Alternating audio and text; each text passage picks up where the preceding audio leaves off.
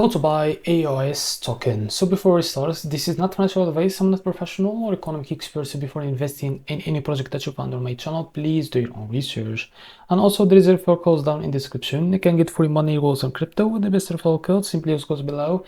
Fund your account, enjoy the benefits. Check them out in the description.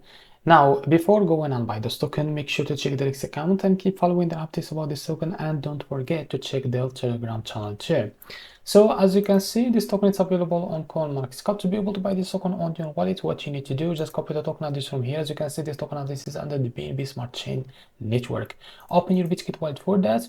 Now we'll just log into my wallet first to be able to buy this token. So what we need to do here, it's by selecting the BNB chain as a network. Click on this plus icon and paste the token address here. As you can see, this is our token. Click on this plus icon to add this token to your wallet. Now go back to your wallet.